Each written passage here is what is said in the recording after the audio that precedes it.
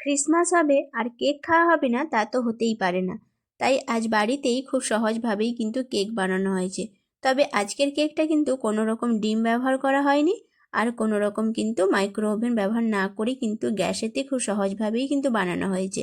তো চলো, প্রথমে এখানে নিয়ে নেওয়া হলো ময়দা। 6 কাপ মতো ময়দা নেওয়া হয়েছে, আর 1 কাপ মতো গুঁড়ো দুধ, 2 চামচ করে বেকিং পাউডার আর বেকিং সোডা নিয়ে নেওয়া হয়েছে, আর চিনিটাকে পাউডার করে দেওয়া হয়েছে। যে যেমন মিষ্টি পছন্দ করে তেমন কিন্তু চিনিটাকে দিতে হবে।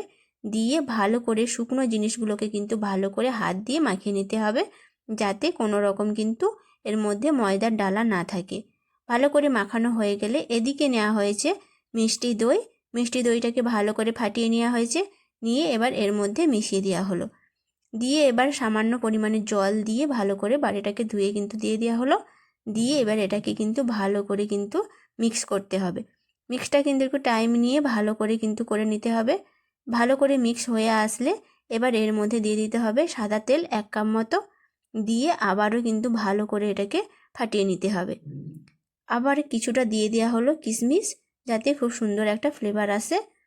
আজকের কেকটা কিন্তু আমার যা বানিয়েছে, তো ও খুব সুন্দর করে কিন্তু কেকটা বানাচ্ছিল।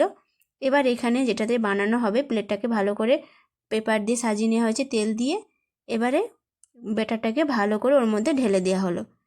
দিয়ে ভালো করে ঝাড়িয়ে, এর মধ্যে কোনো রকম যদি বাবলস না থাকে ভালো করে ঝাড়িয়ে ঠিক করে নেওয়া হয়েছে। এবার কিছুটা কাজু আর কিশমিশ দিয়ে কিন্তু ভালো করে সাজিয়ে নিচ্ছে। ভালো করে সাজানো হয়ে গেছে। এবার গ্যাসের মধ্যে এটাকে ভালো করে কিন্তু বসিয়ে দেওয়া হয়েছে, গামলার মধ্যে করে দিয়ে ঢাকা দিয়ে দেওয়া হয়েছে, যাতে কোনো রকম গরম ভাবটা না বাইরে বেরিয়ে আসে। এবারে রেডি হয়ে গেছে কিন্তু কেকটা। প্রায় 45 মিনিট মতো সময় লেগেছে, রেডি হয়ে গেছে কেক।